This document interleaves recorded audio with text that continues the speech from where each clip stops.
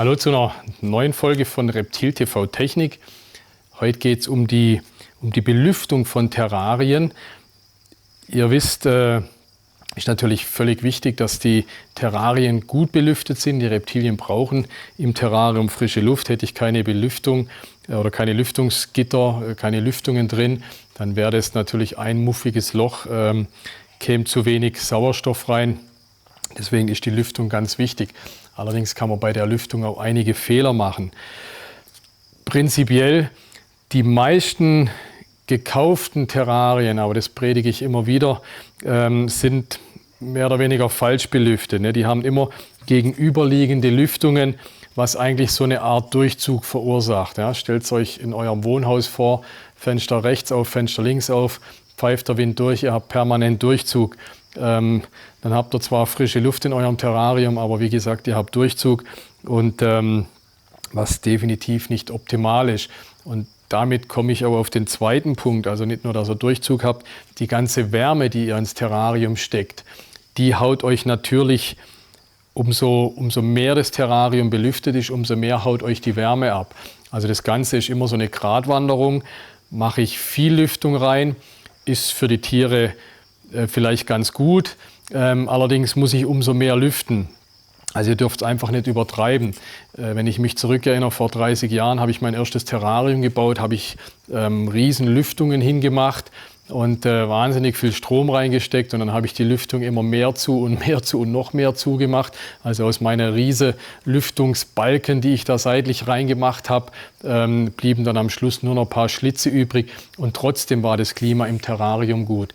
Man kann auch ein bisschen dazu sagen, umso größer das Terrarium ist, umso größer das Volumen ist, in der Relation, umso kleiner können die Lüftungen sein, weil der große Raum an sich schon keine so stickige Luft zulässt, beziehungsweise dann habe ich ja noch die Schiebescheiben, wo auch noch Luft reinkommt, dann habe ich rechts und links, kommt auch noch Luft rein. Also übertreibt es nicht mit den Lüftungen, das vorneweg gleich mal als Faustformel.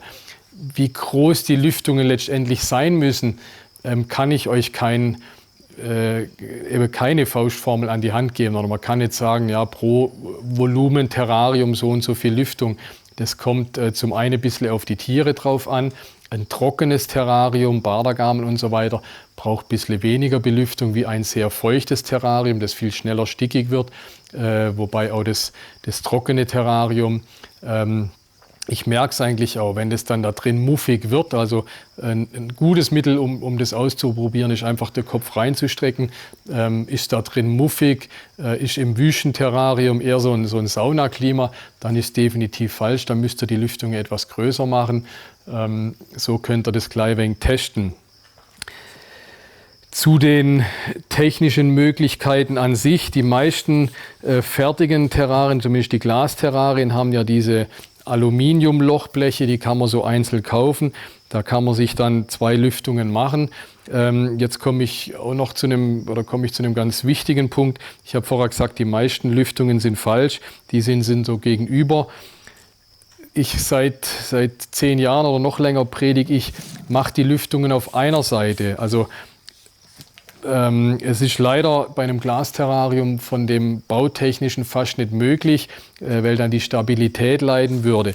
Aber optimal wäre es, wenn ich hier seitlich eine Lüftung, einmal oben und einmal unten seitlich eine Lüftung anbringen würde, dann hätte ich auch eine optimale Belüftung, ohne einen Durchzug zu machen. Also einmal unten kommt die frische Luft rein, im Terrarium erwärmt sich die Luft, die warme Luft steigt auf und wird durch den Kreislauf oben rausgedrückt. Also mache ich das seitlich, habe ich hier so einen permanenten Luftaustausch. Ihr müsst euch das wie so ein Halbkreis vorstellen, unten rein, oben raus. Und das Terrarium ist perfekt belüftet. Das Gleiche gilt auch für Holzterrarien, für alle. Also wenn ihr ein Terrarium selber baut, einmal Lüftung oben, einmal Lüftung unten, auch nicht ganz am Boden, weil da ist ja das Substrat mit drin, also so knapp über dem Substrat die untere Lüftung. Dann habt ihr keinen Durchzug, habt das Terrarium gut belüftet. Wie gesagt, als Möglichkeit gibt es zum einen das Alublech dafür oder es gibt so runde Lüftungsgitter seit einigen Jahren. Braucht man so einen Dosenbohrer dazu oder so einen Lochbohrer dazu. Kann man so runde Lüftungen reinmachen.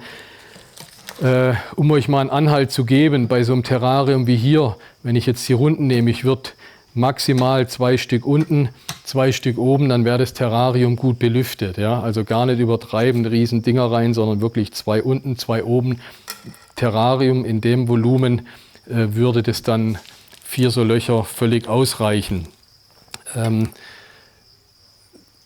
Nochmal ausdrücklich, ihr müsst einfach ein wenig ausprobieren. Vielleicht im Zweifelsfall am Anfang die Lüftung doch etwas größer wählen, zum Beispiel mit den Alulochblechen, wenn ihr das jetzt oder aus Holz baut, diese Alustreifen. Ihr könnt ja zur Not immer noch die Hälfte abkleben, zum Beispiel von der Lüftung. Ne? Wenn ihr wirklich merkt, oh je, ich habe es übertrieben mit der Lüftung, klebt die Hälfte ab, von innen, von außen vielleicht, dann habt ihr das Ganze reduziert und ihr werdet es an eurem Stromverbrauch merken. Umso kleiner ihr die Lüftungen haltet, mit umso weniger Energie könnt ihr euer Terrarium beheizen.